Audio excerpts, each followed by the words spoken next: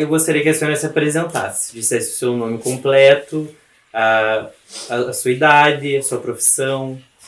Em primeiro lugar, eu agradeço por ter me procurado. Quero ver se posso deixar alguma coisa para o nosso município colaborar. E o meu nome é Irene Rospierski, naquele tempo só o sobrenome do marido, mas eu sou da família Zuliani, bastante conhecida aqui em Chiapeta, na região também, por Palmeiras. E cheguei aqui em Chiapeta em 1952, tinha 3 anos de idade. Hoje estou com 73 anos de idade. Nasci em 1949, na cidade de Jaguari.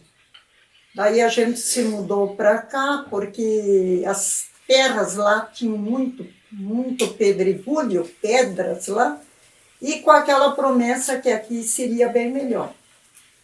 E daí viemos morar aqui. E depois, quando tinha 17 anos, a minha profissão é professora aposentada hoje em dia. Trabalhei 26 anos, quase 27 anos como professora. E nós chegamos aqui em Chiapeta, aonde meu pai comprou do finado Hugo Mitre, pertencia tudo à família Mitre aqui, essas terras. Era totalmente mato, não tinha nada desmatado. Daí nós moramos aqui, onde que morava o Bruno Schertz, do outro lado da estrada, num galpão velho, quase uma estrebaria. Por 8 meses, até que meu pai desmatou aqui. Quem ajudou ele foi o vô do Gilcinho, do Beto, o seu Dalmírio. Eles dois derrubaram todo o mato, foram derrubando, não todo numa vez, né? A machado e serrote, era tudo manual. Daí tiraram tábuas, porque nem olaria existia por aí, tábuas do mato, fez um galpão grande, construíram ele e o seu Dalmírio e cobriram de tábuas, tudo tábuas compridas, lascadas, ceradas das madeiras do próprio mato. Lá nós moramos com soalho, tudo, forro, fizeram uma casinha completa para nós. Daí nós se mudamos para cá, depois de 8 meses. Não era fácil naquele tempo, porque minha mãe tinha 6 filhos, 4 meninas e 2 meninos, e para criar os animais, galinhas, tinha muitos bichos do mato, gato do mato, graxaim, não se escapava nada quase. Carne não se tinha onde comprar, porque açougue não existia aqui. Era só quando tu criava um porco ou criava uma galinha. E apesar, quando nós viemos de Jaguari, nós viemos num caminhão, a família, a mudança, 2 vacas de leite, umas galinhas e 2, 3 porquinhos. E ainda a muda de arvoredo, que meu pai trouxe de lá. Tem um pé de romã, 70 anos já que está carregando aqui cada romã, que é para ver. Enchia os baldes e levava para o pessoal da Cotrijuí. E a melhor romã que tem, nem aquelas vermelhas que vem no mercado, nem esses outros pés que a gente compra, é gostoso que nem aquele. Que o pé mesmo assim foi morrendo, mas vem a brotação sempre, e carregando. E pareira ele trouxe de lá. Então a romã e pareira. A tal de uva moscatel, se não me engano, é uma uva cor-de-rosa, cachinho bem fechado e bem docinha, muito boa. O que me marcou quando nós viemos de lá nessa viagem foi a balsa que passamos. Tinha que atravessar um rio, que eu não lembro o nome, daí o caminhão embarcou na balsa, mas antes de embarcar, nós tivemos que todos descer, a família 8, todos desceram do caminhão de pezinho em cima da balsa para atravessar o rio. Depois embarcamos de novo. Imagina, naquele tempo não tinha fiscalização, nada. 8 num caminhão para vir. Daí meu pai foi trabalhando, lutando. Meus irmãos, eu era pequena ainda, mas os outros já eram mais velhos, iam na aula, na escola, lá na cidade, como é que era? Antônio Pinheiro. O colégio era aqui, o que é? A prefeitura, para cima, um pouquinho da prefeitura, entre a prefeitura e a casa do padre. Um colégio grande, comprido, com 3 salas de aula que tinha aí. Ali eles estudaram, depois quando eu tinha 8 anos também, comecei a estudar, daí fui para o colégio, porque era longe, a pé. Daí eu fui para o colégio lá, me encontrei com a minha primeira professora, Nadir Andrigueto. Essa me marcou, foi muito boa essa professora, uma turma grande de alunos dentro da sala de aula e ela ensinava mesmo. Me ensinou muito. Quando chegou no fim do ano, ainda eu disse para ela, não, tu passou. Ela me disse, tu passou para a 2ª série. E eu queria ficar na primeira, diz ela, de jeito nenhum. Tu vai continuar na 2ª série. Mas era o professor Branco na 2ª série. Eu não me acertava muito com ele. Ela era muito carinhosa, muito boa para ensinar para a gente. Ela tinha um jeito especial de marcar a gente. Até está enterrada, trouxeram de volta e enterraram bem perto da sepultura do meu marido aí. Eu disse, um dia vamos vizinhar aí. Estava lá para Mato Grosso, não sei onde, faleceu, trouxeram aí. E a gente aqui continuou daí trabalhando, minha mãe sempre com vacas de leite, plantavam milho, foram derrubando mandioca. A gente ia trabalhando, lutando na vida, as crianças ajudando. E fome nós nunca passamos, graças a Deus. Leite nunca faltou na nossa casa. Minha mãe tinha 5, 6 vacas de leite, fazia queijo, peixinho. Eu disse, a gente tinha vontade e plantavam de tudo um pouco. Nada faltava. E fomos lutando aí, daí meu pai comprou mais terra aqui, onde fica o colégio, Dom Pedro II, e a gente já começou a plantar mais, criar animais aí, porcos, tudo para vender, criava muito porcos, vendia para os Aquisesque, que veio ali na cidade, e a gente foi vivendo, porque açougue não tinha, tinha o salão do Nildo Beck, lá embaixo tinha o salão do Eichhoff, agora não recordo o nome dele, o pai do Clóvis. Os 2 salões que tinham, daí começaram a matar algum animal e vendiam debaixo no porão do salão lá no Eichhoff. Mas ninguém tinha geladeira naquele tempo. Fazer o quê? Buscar um pedacinho de carne só para comer no dia e pronto. Galinha também, a carne geralmente, daí a gente criava, a mãe criava muitas galinhas, no final de semana, era o dia da carne, porque durante a semana não se tinha carne para comer. E ainda carneava quando era calor, tinha que matar a galinha no domingo, quando era frio, já no sábado, deixava prontinha para outro dia. E não era fácil, eu disse, mas feijão, arroz lá, massa, leite, polenta, essas coisas, salada, não faltavam na mesa da gente, nunca faltou. E se a gente se criou todos inteligentes, ia para a escola, todo mundo aprendia.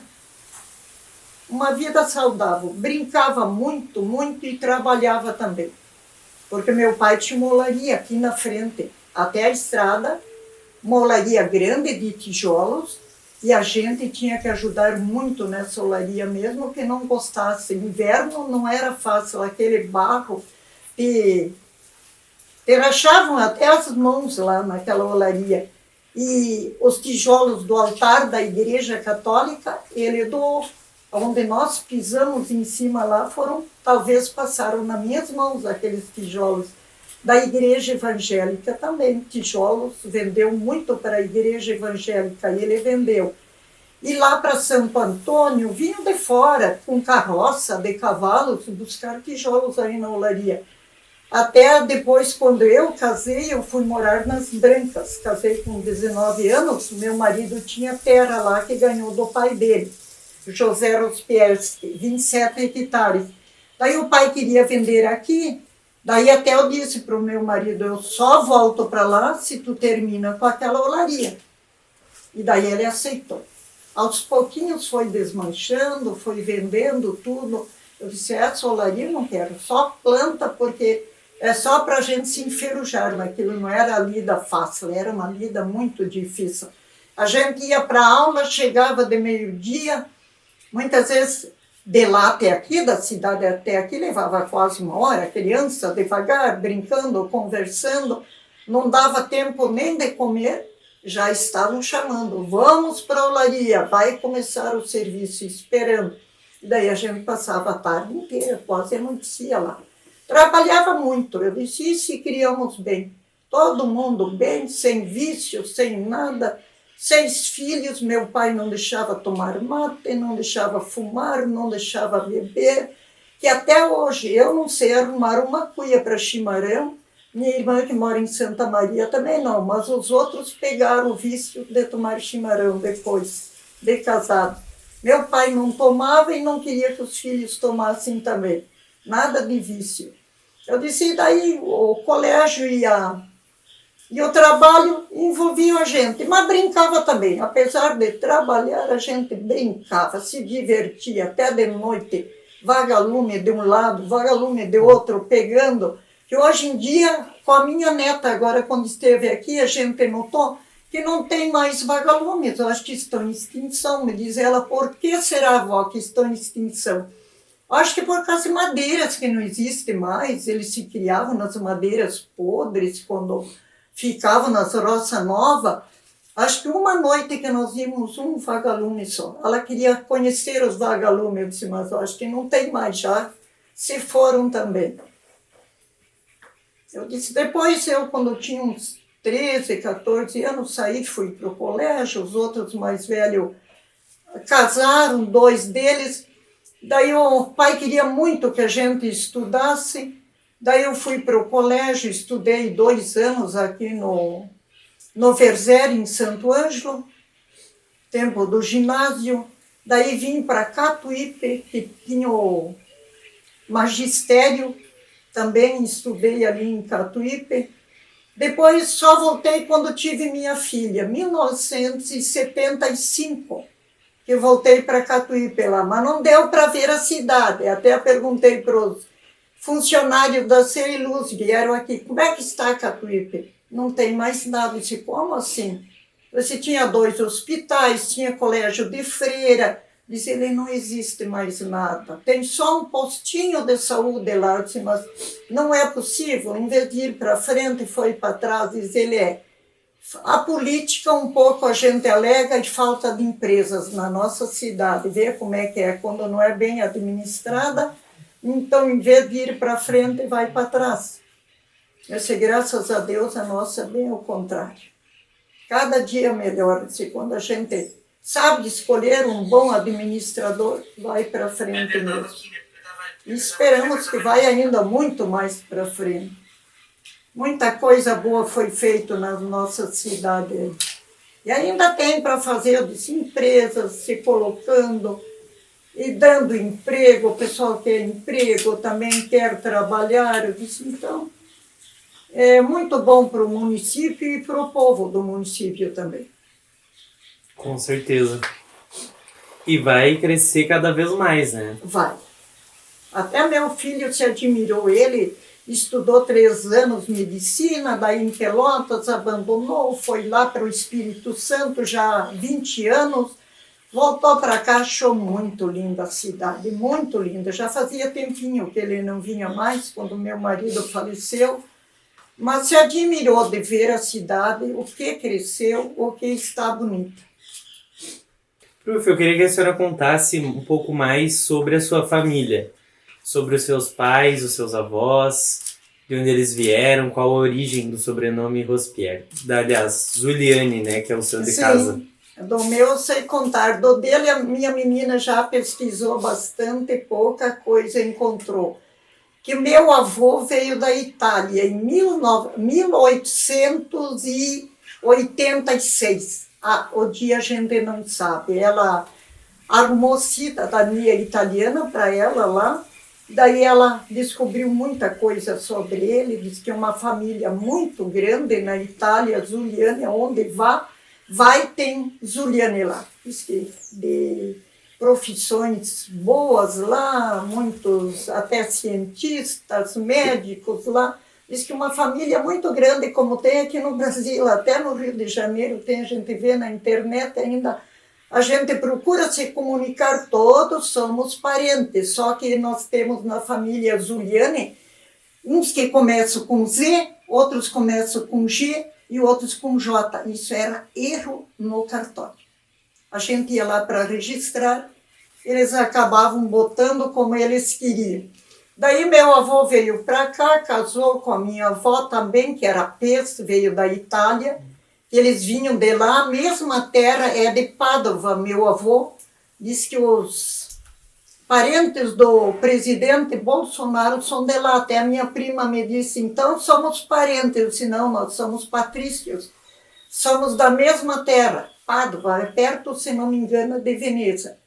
E a minha filha andou lá porque precisou de muitos documentos naquela temporada. Hoje está mais fácil para arrumar cidadania.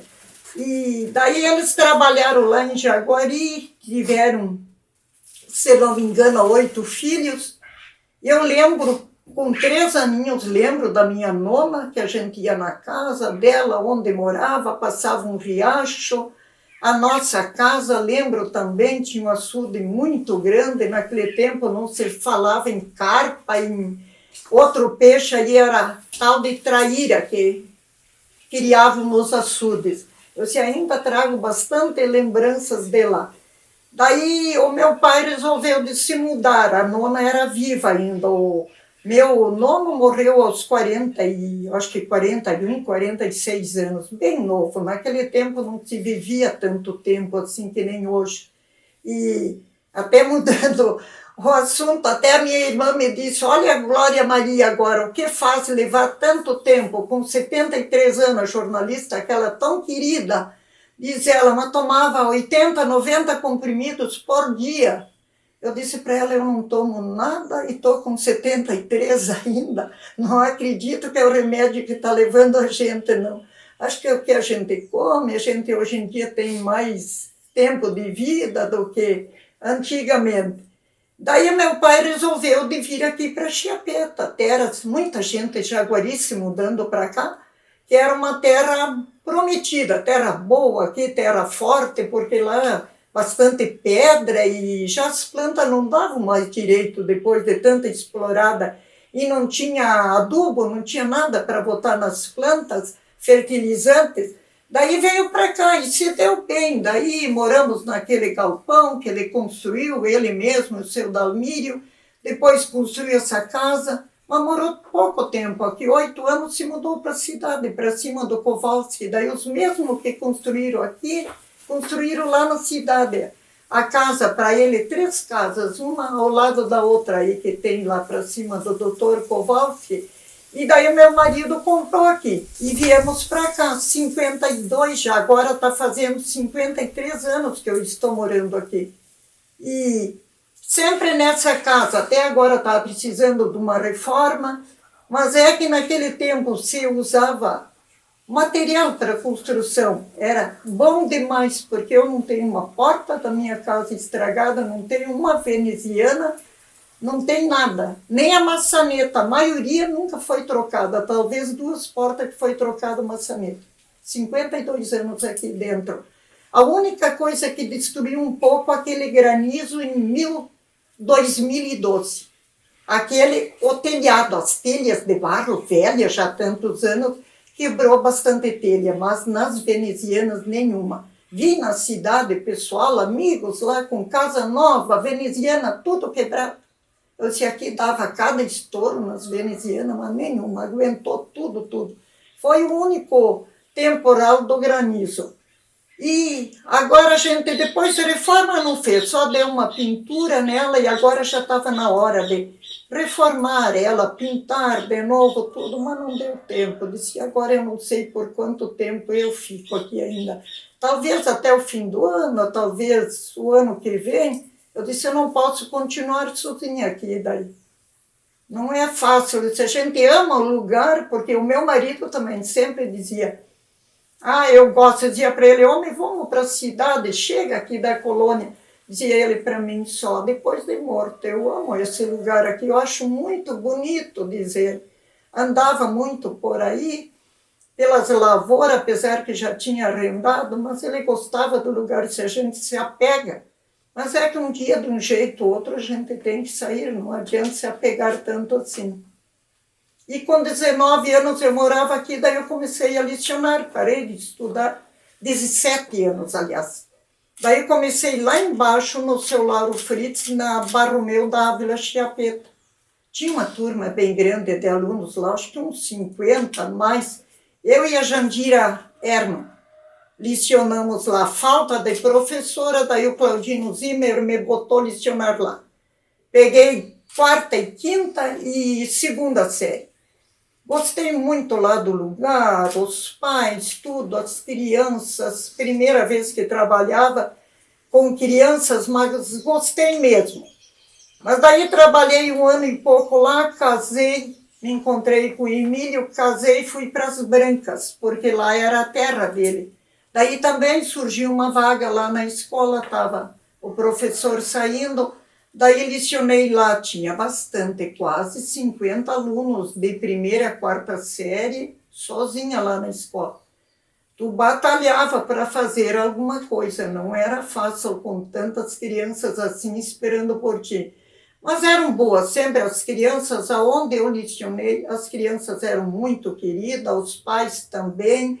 Eu sempre falo, até com a Maria, agente de saúde.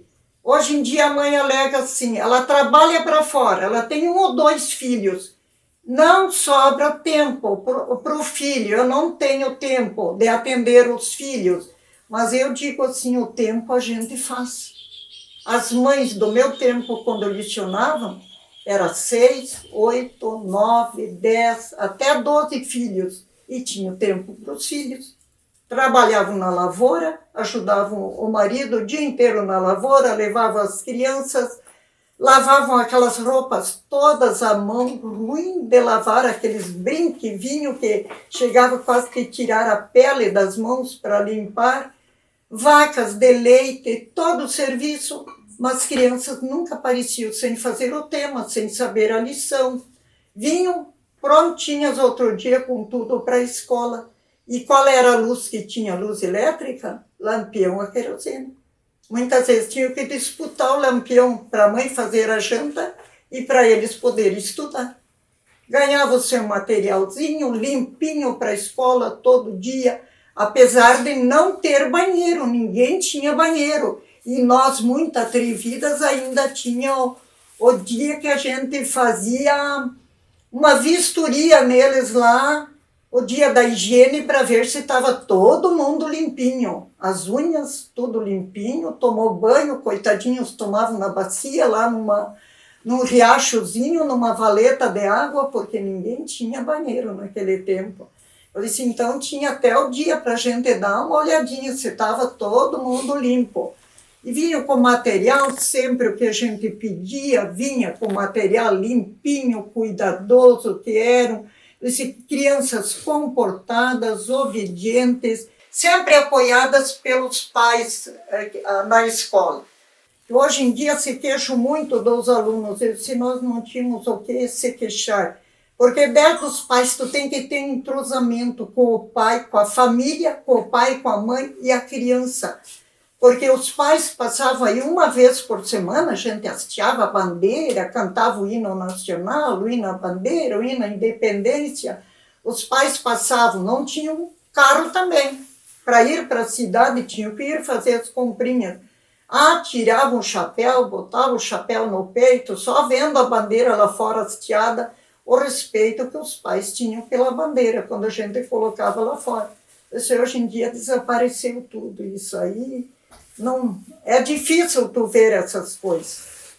E era bastante aluno, sempre a gente tinha todo o apoio dos pais, porque tu tem que saber trabalhar com o aluno, tu não pode qualquer coisinha dizer para o aluno, é isso que teu pai e tua mãe te ensinaram, é a educação que deram? Tu quer uma coisa, eu tive 2 filhos, tu quer uma coisa para o teu filho, eu queria o meu filho médico, mas ele não quis, gastamos dinheiro, hoje está lá num restaurante em Vila Velha, tu quer uma coisa para o filho, ele quer outra, o pai e a mãe mandam ele para a escola para aprender, e ele talvez já está pensando em outra profissão, outra coisa na vida, porque eu sempre dizia para o pai e para a mãe, ele talvez não vai ser um doutor, um professor, mas ele vai ser alguém para administrar uma lavoura. Aí ele tem vontade de outras coisas, desde que ele aprenda ali, faz pelo menos o primeiro grau, e depois ele vai pensar em outra profissão ali na vida. E não pode tu chegar e, tem que ser tal coisa, daí não dá certo. Concordo plenamente. E a gente fazia tudo na escola, tudo. Lavava a sala de aula, chegava em casa, olha as mãos. Imagina uma sala daquele tamanho lá, com toda aquela meninada lá dentro. E eles lavavam, era professor e alunos que trabalhavam em conjunto. Aqui na Dom Pedro, essa escolinha desativada, nem água a gente tinha, ia buscar lá embaixo na Dona Mercedes, na casa do Enio de la Torre. As crianças puxavam água e a gente também, para limpar a sala de aula, para fazer merenda, lavar as nossas privadas, as tal de patente antiga. Até pedimos para os pais, uma para os meninos e outras para as meninas. Então aí fizeram tudo o que a gente pedia, os pais faziam, arborizar em roda da escola, sempre unidos, trabalhando juntos aí. E daí a gente lavava, fazia a merenda, eles ajudavam para fazer a merenda, a gente na sala de aula e fazendo a merenda, imagina. Dava as atividades com tantas séries e ainda fazer aquela tal de merenda. E que merenda que vinha!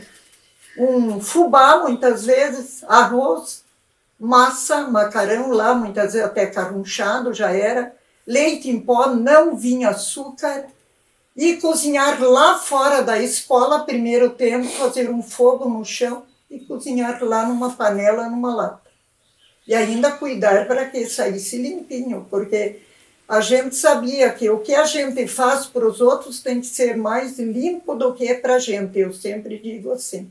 Depois tivemos fogão, daí lá dentro, fogão, botijão de gás, até muitas vezes a nossa coordenadora da merenda, muitas vezes ela questionava nós, mas por que vocês têm que comer a merenda junto?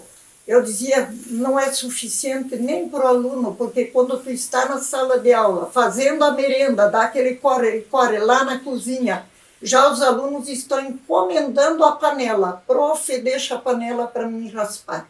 Eu disse, como é que agora tu vai chegar e comer a merenda? Você dá um pouquinho para cada um. E daí a falta de água, porque eu sempre dizia, tu descasca uma cebola, como é que tu vai botar cebola na comida se tu não lavar a cebola? Um dentinho de alho, eu tenho a mania, descasquei o dentinho de alho lá na água, passo na água. E eu sempre aprendi, o que tu faz para os outros tem que ser mais limpo do que aquilo que tu come. Então era assim, eu disse com as crianças, gostavam muito da merenda, muitas vezes, prof, vai botar repolho na sopa? Eu não como repolho. Mas chegava na hora de servir, pega um pouquinho, prova. Se não gostar, traz de volta. Eu boto fora, daí não precisa comer, não é obrigado. Mas logo vinha de volta, se tinha mais um pouquinho para repetir. Eu disse, mas eles iam aprendendo. Um outro lá já dizia, prof, não bota cebola, porque eu não como cebola. Cebola, meu filho, faz bem para o coração, que eu sei, não sou médico. Mas chegar na hora, no teu pratinho, bota do ladinho, para botar fora. Porque aqui nós não podemos fazer uma panela para cada aluno. A gente vai fazer para todos numa panela só. E assim eu criei meus filhos e assim eu fui criada. O pai sempre dizia, quando tu não gostou de comer, bota do lado do prato. A mãe não pode fazer uma panela para cada filho em cima do fogão. Eu disse, então, é aquilo que tu vai comer tudo que vem na tua frente, porque não tem essa comida, não gosto, aquela não gosto. Eu sou assim, o que vem ali, eu provo de tudo um pouquinho E assim criei meus filhos. Porque muita gente já, eu não como isso, não como aquilo, não como aquilo. Porque tu não sabe tu a comer, tu tem que comer de tudo, tu não sabe a surpresa da vida ainda para frente, o que te espera. É bom comer de tudo. Eu, quando era menina, comia até mandioca assada, tenho vontade de comer. A gente ia na Roça Nova, mãe, estou com fome. O pai acendia um fogo, tirava duas raízes de mandioca, botava lá, assava e a gente comia. E era gostoso, era igual batata doce, só que não era doce. Eu disse ainda para minha vizinha, qualquer hora eu vou assar uma raiz para ver como é que fica, relembrar aquele tempo lá. E depois daí, da escola aqui, eu trabalhei quase uns 20 anos aqui na Dom Pedro, pertinho. Daí o João Stam me botou, eu e a minha irmã, lá para cima, em Coxilha Bonita, na Ide Chiapeta, não onde ela funciona, lá perto da Granja do Carolino. 2 anos trabalhei lá. A gente era contra a política naquele tempo e daí não era concursada porque não tinha concurso, mas a gente era regida pela CLT e não tinha como botar para a rua. Daí ele botou nós para lá, eu e a minha irmã. Mas foi muito bom. O pessoal lá era tudo empregado de granja, mas um pessoal que para ver, não encontramos outro lugar assim. Tu pedia as coisas para merenda, porque aquelas porcaria que vinha não dava para fazer merenda. Tu pedia uma batata para botar na sopa, outro dia tu ganhava 2 quilos. Os pais vinham para a cidade, comprava, parecia com 2 quilos. Pedia quem pode, não é tu vai trazer, porque muitas vezes não tem em casa. Quem pode trazer um ovo para botar na sopa? Outro dia, 2, 3, cada um aparecia com uma dúzia de ovos, era demais até que vinha. Traziam água para nós, traziam merenda pronta lá, mas era para todo mundo. 6, 8 cuca para repartir para 48 alunos lá. 2 térmicas de chá, se era no inverno era quente, se era no verão era gelado, mas era para todos os alunos. Claro que para meia dúzia a gente não ia aceitar também tão bem para todos ou bem nada, né? Vinha ajudar a limpar a escola, traziam água para nós. Eu disse uma comunidade lá, mas só gente empregada, não tinha filho de grande lá. Mas muito, muito boa. Não esqueço mais deles, que quando chegou o fim do ano, até 2 meninas na minha frente, prof, tu não vai mais voltar o ano que vem, e começaram a chorar. Eu disse, mas de onde vocês tiraram isso? Eu volto sim aqui. Não, eu estou sentindo que a prof não volta. E mesmo, o finado Jânio me chamou na prefeitura e me trouxe de volta aqui na escola outro ano. Até eu pensei, por que será que ele está me chamando lá na prefeitura? Até me botar para frente. Mas não, diz ele, vamos ser amigos. Me estendeu a mão, uma pessoa muito querida, que eu não esqueço nunca dele, que descanse em paz lá onde está. Diz ele, vamos ser amigos daqui para frente. Até eu trabalhei contra no dia da eleição para ele. Daí diz ele, a senhora quer voltar para a sua escola? Eu disse, olha, prefeito, é o senhor que manda. Se quiser me trazer de volta, eu aceito. Ou quiser mandar para frente, tanto faz, aceito. Só que desistiu, não vou. Eu vou aguentar até me aposentar aí. E daí vim ali, fiquei até que não tinha mais. Eram 7 alunos só na escola. Era ruim até de trabalhar com 7 alunos. Daí voltei lá embaixo, naquela Barromeu da Ávila Chiapeta. Daí depois eles centralizaram lá na cidade. Daí eu me aposentei também, foi em 1993, eu já tinha 1 ano e pouco sobrando. Daí eu me aposentei. Agora esse ano está fazendo 30 anos já de aposentadoria. Podia até lá no INSS, a mulher até não me tratou muito bem, me tratou assim meio bruto. Por que a senhora não se aposentou antes? Tem sobrando tempo. Daí eu disse para ela, mas eu queria que sobrasse tempo. Não, mas devia ter se aposentado antes, mas eu não queria me aposentar. Porque se hoje em dia se aposenta quando quer, naquele tempo também. Mas só que eu não acho certo o pessoal se aposentar e continuar trabalhando. Isso aí lá em cima, nossas autoridades políticos, ninguém nota isso aí. No serviço público, outro serviço pode. Porque vocês jovens aí deixam de comer, de comprar uma roupa, um calçado para investir nos estudos, para vocês. Depois, quando se formam, gastam tanto, querem fazer um concurso, pode até fazer, mas não tem vaga no serviço público. Por quê? Porque os aposentados estão lá dentro, até 70 e poucos anos. Com isso aí eu digo para qualquer um, não concordo com isso aí. Querem trabalhar no setor privado? Vão, bota uma lojinha, trabalhe lá em qualquer outra loja de empregado, mas menos no serviço público. Deixa para a juventude. Por que agora eu vou querer tudo para mim ganhar dobrado e os outros ficam perambulando por aí, investiram tanto? Porque isso tudo não é fácil. Mesmo o transporte, precisa roupa, precisa calçado. Quanto tu gasta para investir em você? E depois chega o dia não ter onde trabalhar. Tem muitos que não encontram onde trabalhar. Ficam por aí vagando. Isso nossas autoridades tinham que mudar. E daí me aposentei na escola, meu marido concordou. Já antes eu ia nas lavouras ajudar ele carpir, vendia leite, sempre tinha 6, 8 vacas, tirava leite tudo à mão, até a minha menina com 5 anos ia na estrevaria me ajudar a tirar leite. Era casa, 2 filhos, era a escola, daí depois eu estudei no Anchieta 2 anos, um de dia, na parte da tarde, e outro ano de noite. Não tinha padaria na cidade, por isso que eu disse, a gente acha tempo para tudo. Quando é novo, a gente aguenta tudo, tudo. Não tinha padaria, eu chegava em casa 11h30 da noite, amassava pão ainda, porque não tinha onde comprar pão ali. E as crianças queriam comer, daí eu fazia o tal de pão batido.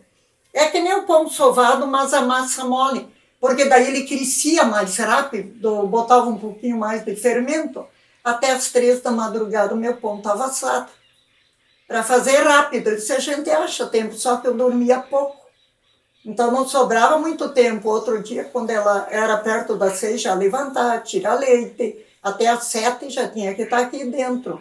Lidar lá na estrevaria, meu marido sempre ajudava, minha filha, o meu filho ele foi para o CAP daí estudar, com 13 anos já daí pouco ajudou, mas a menina me ajudou muito, muito mesmo. Dentro de casa, na comida, lavar roupa, tudo, porque não tinha menino, não tinha menina, a mesma coisa era na sala de aula, lá não tinha menino e não tinha menina, era todo mundo limpar a sala de aula. Era passar pano até... Hoje um é gerente do banco, do Banrisul, não me recordo em que lugar, que era meu aluno. O dia quando eu mandei, hoje é tua vez, vai ajudar a prof a passar pano. Eu não sou menina, diz ele para mim. Eu parei, olhei para ele e disse, mas escuta aqui, mas tu sempre tem que ter jeito para lidar com a criança. É só as meninas que sujaram aqui, ó, tu ajudou, então agora tu vai ajudar também. Ele resolveu, prontamente pegou. Um dia me passou, eu disse, um dia, se tu casar, tiver a mulher se separa de ti ou morre, tu ficar com filhos, o que tu vai fazer? Vai deixar tudo na sujeira, tudo abandonado? Tu vai ter que limpar. Um dia ele me mostrou, passou na internet lá, ele trocando a fralda do filho dele. Eu disse, que bonito, viu? Aprendeu para a vida. A gente tem que aprender para a vida. Como eu dizia, não tem coisa de menina e coisa de menino. Todo mundo tem que fazer. Isso é coisa que a gente precisa. E depois não é só dentro da sala de aula, que quando tu lida com a criança, não compete para a gente lá na estrada, mas tu tem que dar uns conselhos para eles, com jeito, porque a gente... Eu, 26 anos e pouco, nunca encrenquei com um pai, com uma criança, nada, olha... Aquilo era uma família, eu sempre dizia assim, eu sou mãe deles, esse meio-dia que eles estão comigo, já estou até roubando eles um pouquinho. Eu sou a mãe deles, a gente se preocupa com eles, porque na estrada nós tínhamos um, deitava no meio da estrada, tô morto, as crianças contavam para nós. E daí a gente falava para ele, vamos deixar ele lá, que se vire, se morrer, não quer dizer as condições aqui passavam. Não era movimento que nem agora, nem um terço, né? Mas passavam aí. Mas daí a gente começou a falar para ele, e se vê uma condução, não dá tempo de tu levantar de lá, te atropelar, o que vai acontecer? Talvez não te matem na hora. tu vai ficar paralítico, só deitado numa cama. E daí o que tu vai ter para a vida? Tua mãe, teu pai, teus irmãos, como é que vão? Tem que fazer ele sentir na pele. Ah, o menino deixou, não fez mais. Se ainda se morrer, acabou-se. Mas se tu ficar paralítico aí, ser atropelado, mas vão na sarjeta, eu dizia para eles, mas não fico na estrada, porque se uma condição pega você, sofrimento do pai, da mãe, a família, tudo, eu disse, tem que pensar nos outros, o que a gente faz na vida. Tinha um também que os pais não se davam, vizinhos. Ele saía da escola, rolava, disse que no meio do trigo, a gente não viu, mas os outros contavam. Prof, fulano entra no trigo do fulano e rola lá. Por que não se dão? O que tu vai fazer? Tu não acompanha? Tu não mandava na estrada? Ah, mas tu tem que se colocar lá no lugar daquela criança, explicar para ele. E se o trigo não der, o teu pai plantou? Não, não plantou. E se o trigo não der em nenhum lugar, tu gosta de pão? Ah, gosto de pão. E daí? Se não tiver trigo, vizinho, o que tu vai comer? Se o vizinho colher o trigo, o teu pai tem onde comprar para fazer farinha. Naquele tempo era farinha, mais que se mandava para um moinho. Daí tu vai ter pãozinho para comer. E se ninguém colher o trigo, daí tu vai comer o quê? Para que rolar no trigo do vizinho? A gente tem que torcer, porque quando o tempo se prepara para a chuva, eu não vou torcer só que chova na minha lavoura, mas que chova para todo mundo, que dê para todo mundo, ver todo mundo feliz. O menininho outro dia já não rolou mais no trigo. Tem que fazer ele se colocar, porque eu sempre dizia, desce uma borracha, uma caneta, um lápis, muitas vezes caiu no chão, tu quebrou do teu coleguinha, se coloca no lugar dele. Ele chega em casa, talvez até apanhe da mãe por causa do material escolar dele. Se coloca no lugar dele para ver, cuida o que é dele, agradeça, não pega, achou. Quem é o dono disso aqui, ó? Entrega para o dono. Nunca ficar com as coisas dos outros, porque muitas vezes a gente batalha muito para ganhar e depois perder de repente, chega em casa, a mãe e o pai cobram. Onde é que está teu material? Então a gente sempre tem que fazer ele se colocar no lugar dos outros para ver se não vão sentir, ele não vai sentir também o que aconteceu com o colega dele.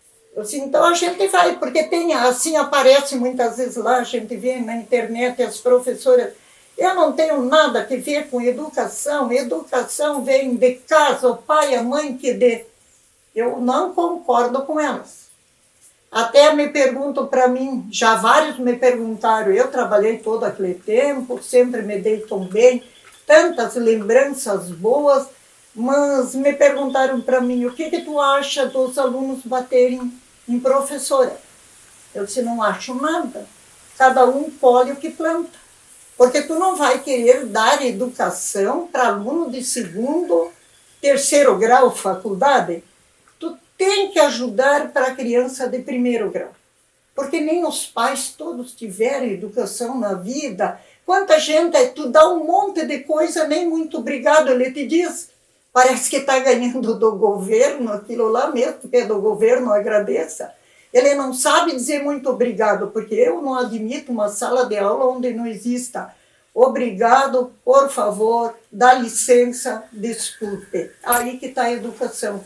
Bateu, encostou no coleguinha, tropeçou, não foi por gosto, me desculpe, não foi por gosto, aí é tão bonito. Pegou a borracha do outro, devolveu, obrigada pela borracha aí que tu me emprestou.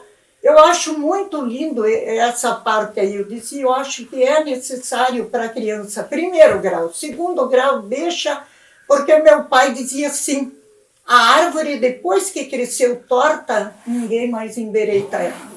Então é assim, daí. Para que vai se envolver com os grandes? Ajuda os pequenos. Ainda esses dias atrás, o ano passado, mamãe me disse assim, meu filho chegou em casa, sentou em cima da mesa. E eu disse para ele, desça daí, menino. O que tu quer na mesa? A mesa é para a gente botar as refeições. Ah, mas minha prof senta na mesa também. Eles copiam, os pequenos, eles copiam muito a professora. Diz ela, mas tem cadeira para sentar, não é a mesa que tu vai procurar. Uma prof chega e senta na mesa, então eu também achei bom de sentar aí na mesa. Eles copiam até o jeito da professora, se arrumar, cabelo, se vestir, comportamento dela, marca. As crianças pequenas são marcadas pela professora. Sim, a professora e os pais são exemplos, né? São exemplos. Eu acho que é um pouco decado. Prof, eu gostaria um pouco de mudar o assunto, voltar um pouco para a colonização de Chiapeta, né? A gente sabe que muitos colonos vieram de Jaguari, por exemplo, de onde veio a sua família, também vieram de outros lugares. A senhora pode nos relatar como que foi esse processo de colonização, que foi loteado os terrenos aqui, que hoje é o município de Chiapeta, foram vendidos, e o que atraiu esses colonos para cá? A terra que era boa, prometida terra forte, terra boa ali. E daí essa família Chiapeta, era tudo deles, essa extensão, lotearam. Só que nunca deu. Meu pai comprou essa terra aqui por 25 hectares, mas na medição nunca deu isso aí. Dava geralmente 1 hectare menos. Daí talvez o gramissor que media naquele tempo, né? E daí veio o pessoal colonizando. Já quando nós chegamos aqui, em 1952, tinha já muitos vizinhos aqui. Mas até a cidade, tudo de origem alemã, que vieram de outros lugares, Santa Rosa, não me recordo mais outras partes aí, mas de origem alemã. E o meu pai era italiano e moreno, bastante moreno, e eles não aceitavam muito meu pai, que meu pai era um negro. Que o meu pai tinha que ser negro, mas minha mãe era alemã e sabia dominar muito bem o alemão, então ela se acertou com essa gente aí. Até meu pai plantava arroz aqui, ele e o seu Dalmírio derrubaram tudo, com tocos, tudo colhido, a foicinha. Daí ele trouxe a água do riacho aí, daí eles gozavam muito. Aonde cavocou uma valeta que ele sumia dentro. Aonde será que esse negro quer fazer a água subir? E perfeito, trouxe, irrigou tudo, colhia 600 bolsas de arroz, tudo cortado a foicinha, empalvado, trilhava os matione, vinham aqui com a trilhadeira, ficava uma porção de dias aí trilhando, quando o arroz estava curado, que eles diziam, e vendia tudo, não sobrava uma bolsa aí. E depois, sabe, a cidade foi aumentando, que na cidade não existia nada aí, a casa do tal de Delegão, uma casinha muito velha, Dona Érica aí na esquina, com armazém, o Lindolfo Franco, mas não era, o Lindolfo Franco ainda era o Scherer, ali embaixo com outra lojinha, e onde a gente podia comprar o Andrigueto, lá embaixo, onde é que fica? Acho que o Estevão Zakizewski, por aí era o Andrigueto. Tinha também uma lojinha, os 2 salões, aí onde é que faziam muito baile, isso dava também racista nos bailes, que era para ver, não queriam negro para dançar. O racismo dominava ali. Já não queriam outras, nem italiano, imagina, era muito alemão aí na cidade. E daí não tinha médico, não tinha nada. Depois veio uma enfermeira logo aí, a tal de enfermeira, se não me engano, a Nilda. E o marido dela tinha um carro, não sei que modelo que era, sei que era um carro preto, e daí ela atendia as pessoas que estavam doentes. Até quando a minha mãe teve meu irmão mais novo, ela que atendeu minha mãe, daí precisava cesariana, onde?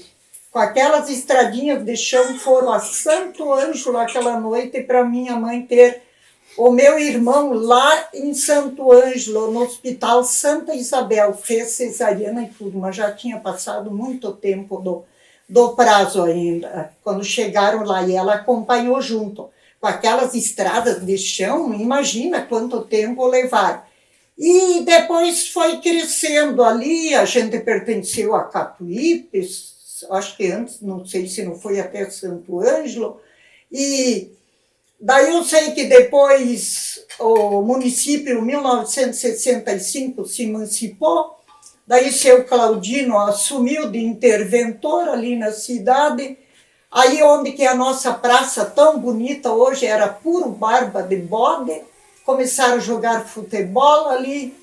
Daí, com o tempo, o nosso colégio também, eu já frequentei 1 ano aí em cima, o Pinheiro, Antônio Pinheiro, se não me engano, Daí fomos lá para baixo, que recebeu o nome de José de Anchieta, foi construído aquele colégio lá. Ali onde é que é o doutor Kowalski, era puro mato. Meu pai comprou quando eu acho que 4 ou 5 lotes, quando eles desmataram aí, lotearam tudo. E daí meu pai comprou aí os lotes, até lá embaixo onde é que mora a Nelson Narras, que também era do meu pai.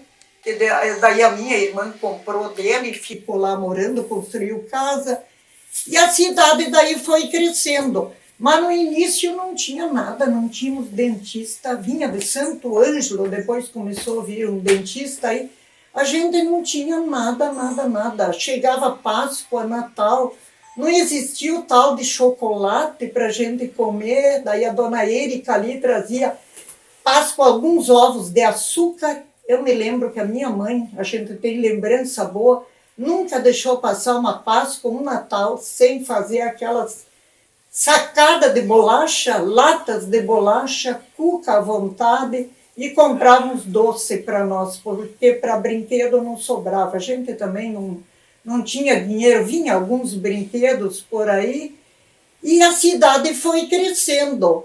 Me lembro a dona Érica ali com o armazém dela, eu sempre digo, ela tem que ter um lugarzinho especial lá no Céu de Água, reservado para ela.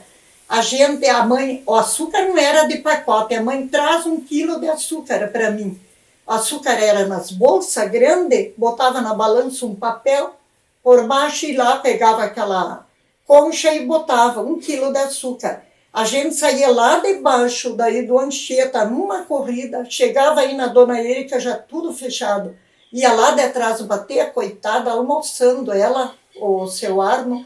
As crianças, dona Érica, a mãe pediu 1 quilo de açúcar. Prontamente essa mulher nunca sequer disse por que você me incomoda essa hora, espero, não estou com vontade, o quê? Ia lá, pesava o açúcar, pegava o dinheirinho, dava o troco para nós, voltava para a mesa e a gente vinha embora.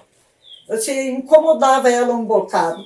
Depois veio luz ali, não demorou tanto tempo, não me recordo se não foi logo depois da inauguração dessa escola lá embaixo da Barromeu. Sei que ganhamos luz lá na cidade. Daí as coisas começaram a melhorar. A prefeitura que funcionava aí naquela... Onde é que é a Skynet por ali do Beck? Daí foi construído o prédio do posto de saúde lá embaixo.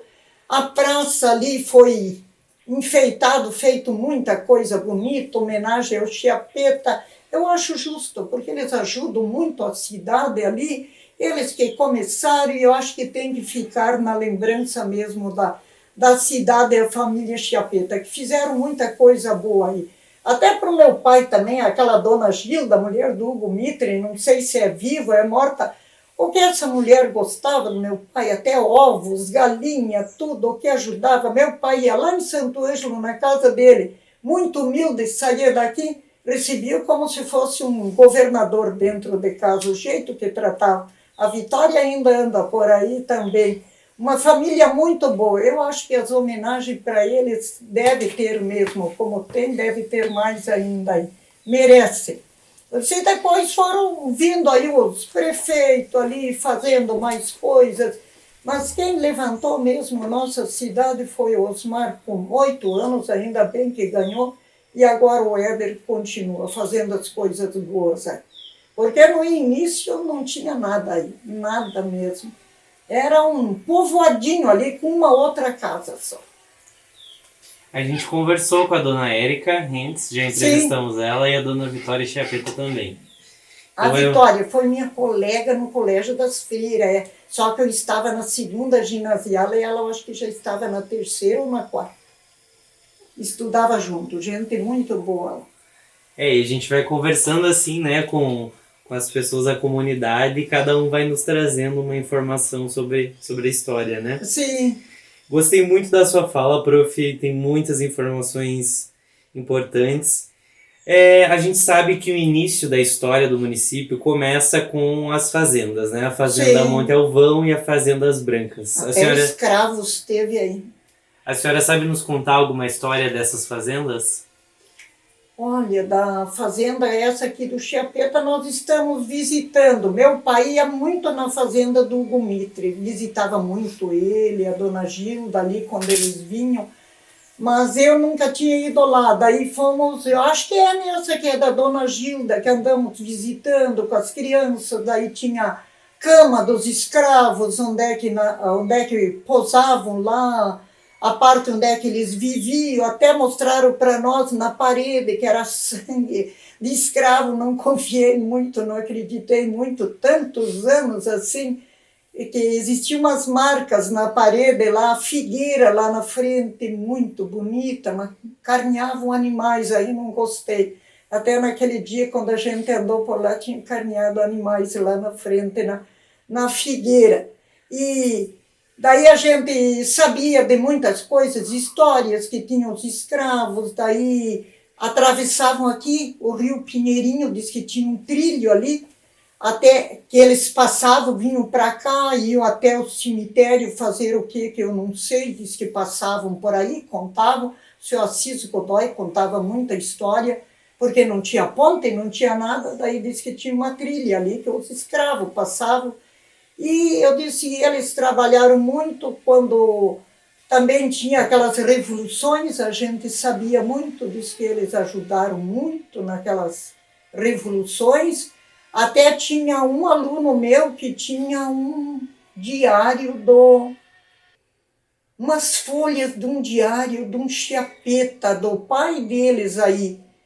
Ai, eu sempre me arrependi porque que eu não peguei e olhei essas. Eles moraram por lá e ele trouxe, ele falava muito nas trincheiras, onde eles defenderam o Rio Grande do Sul. Acho que foi na Revolução Farroupilha ali. Tinha que ter alguma coisa, era tudo escrito à mão e falava muito nas trincheiras. E eu me arrependi muito, por que eu não peguei esse caderno para ver realmente, quem sabe largaram por lá e o menino acabou pegando esse caderno. Isso era uma relíquia, valia muito isso aí. E eu sei que pouco assim pelas fazendas a gente soube, mas era meu pai que andava, a gente ia atrás dos butiá lá para as fazendas, perto das fazendas, mas chegar lá a gente nunca ia. A senhora não lembra o nome desse aluno que tinha as cartas? Olha, se não me engano, é o Itamar Oppen. Falava muito nas trincheiras. Eu só me arrependi porque não peguei. Eu disse assim, alunos que marcaram a gente, porque tem um desses Oppen, está lá no Alagoas, que moraram na granja ali do Erasmo. É lá da granja do Erasmo que saiu esse diário, era um diário, ainda dizia. E daí esse menino, Itamar Oppen, hoje um menzarrão, sempre na internet, meu aniversário, dia de professora, me mandando mensagem, curtindo as minhas coisas. Um dia eu botei para ele, onde é que tu está, menino, afinal? Aqui no Alagoas, é caminhoneiro. Quase 40 anos que eu não via mais, mas ele não esqueceu de mim, eu não esqueci dele. É o pai da Deise, a Deise, essa que trabalha ali. Daí o que aconteceu? Eu fui na Cotrijuí, no mercado, quando eu vi aquele mensarrão lá, de braços abertos para o meu lado, prof, como é que vai? Ô, Rosemar Oppen, de lá, eu disse, mas o que é que tu está fazendo? Eu sou pai da Deise, eu sabia que era o pai da Deise. Diz ele que é saudades, quantos anos? Eu disse, parece que eu até deixei marcas no caminho, porque lá do Alto Araguaia também tem a Jussara, todos meus aniversários, o dia de professor me manda mensagem sempre para mim. Lá em Mato Grosso tenho as Calpas, aí no Paraná. Eu disse, é tantos lugares que eu tenho as minhas ex-alunos, sempre me mandando mensagem que não me esquecem, que estão com saudades de mim.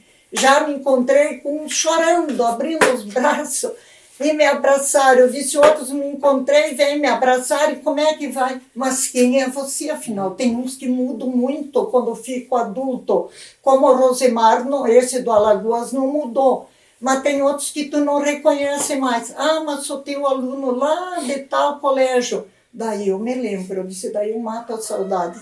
Mas muitos ainda eu pergunto, mas o fulaninho lá daquele colégio não sabe me dar notícias.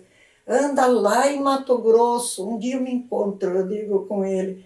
O Márcio também lá de cima, que morava na granja, outra granja que eu fui também era acho que do Carolino, finado Carolino, acho que é da Vitória, por aí. Uma granja para cá morava um aluno meu, um tal de Márcio, era sobrinho do seu Filício, da Maria, primo da Maria. Também faz tempo que não me encontro mais com ele. Umas crianças assim que tu adorava e eles não te esqueceram mais. Eu disse, então, deixei Marcos onde eu passei. Ainda eu brinco sempre, se tiver encarnação, aguardo que eu volto de prof de novo. Achei tão bom. Eu quero lidar com vocês mesmo, mas só que essa vez eu vou ser melhor do que aquela vez.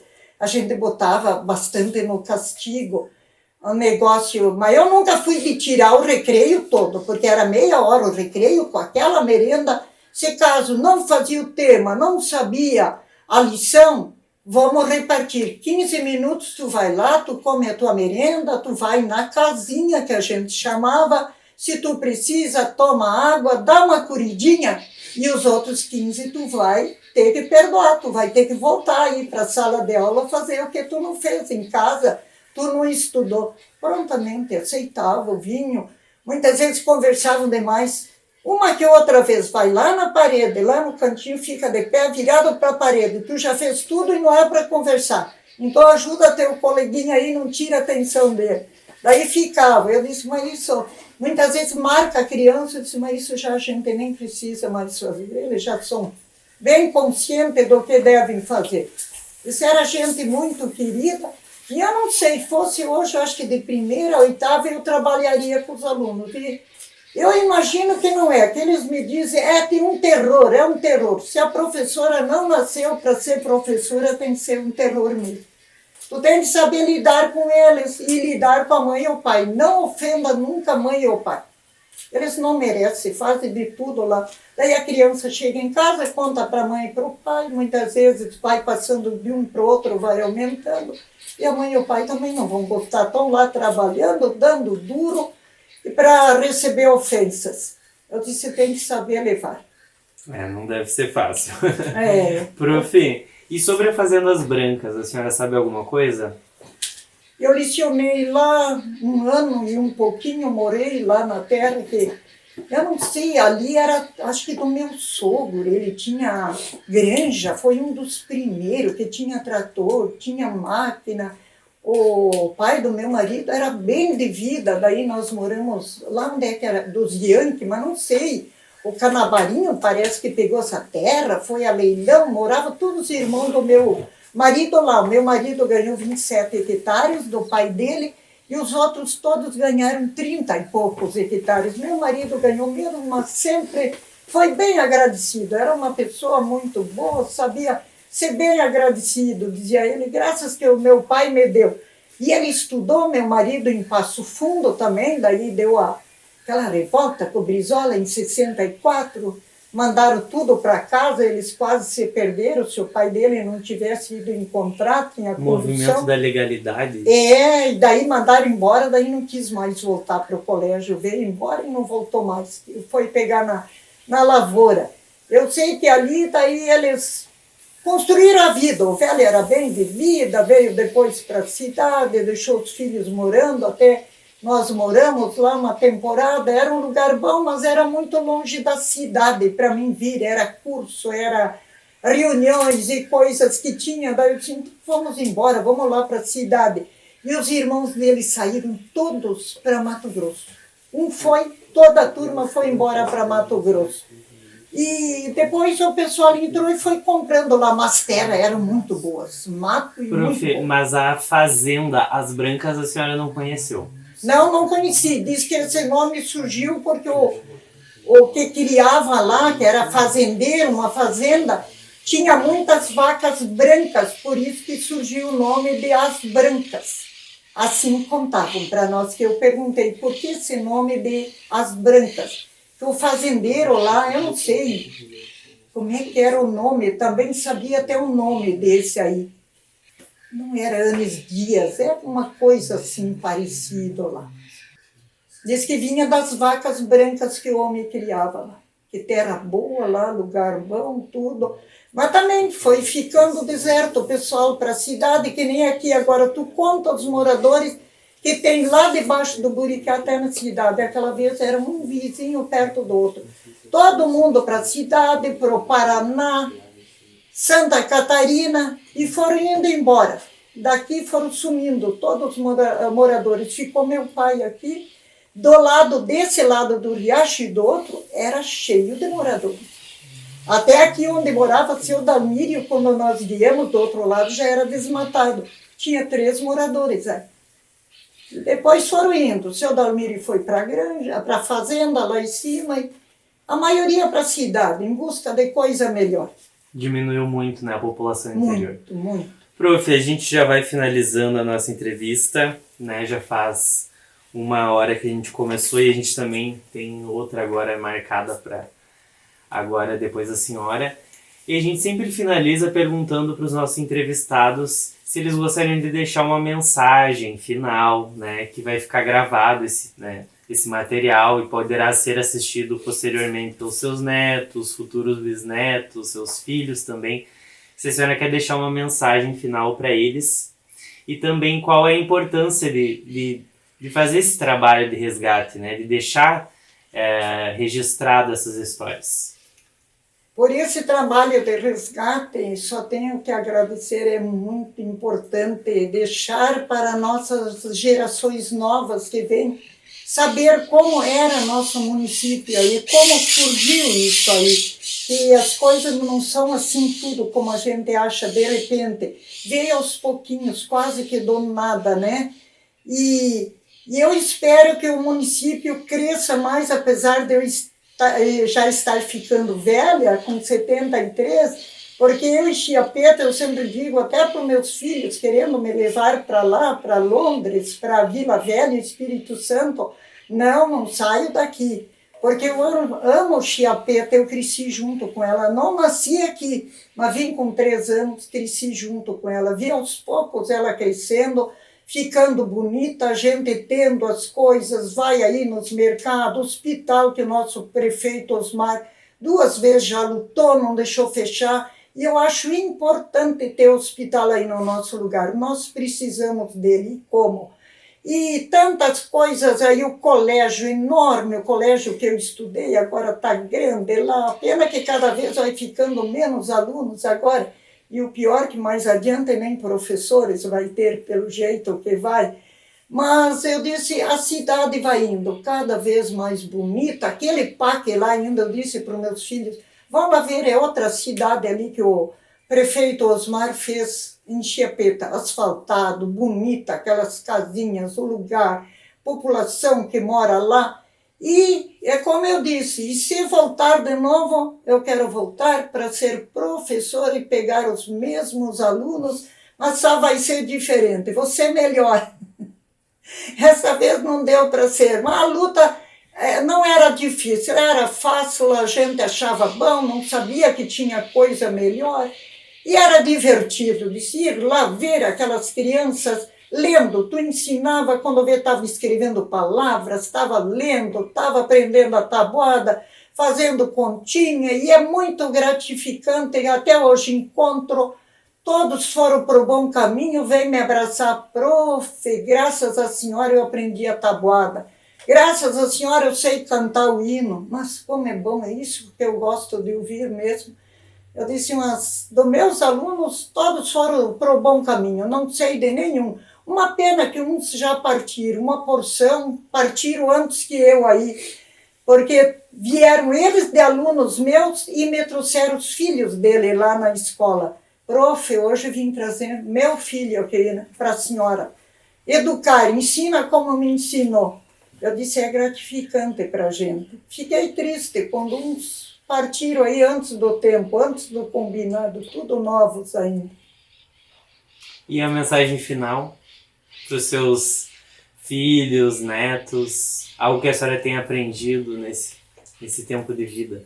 Aprendi muito na vida, que as coisas não são fáceis. Viemos do difícil, mas valorizando tudo que tem hoje. A gente fica olhando, observando as coisas, a tecnologia, tudo, e a gente tem que valorizar tudo, porque por menor que sejam as coisinhas, tem que dar valor.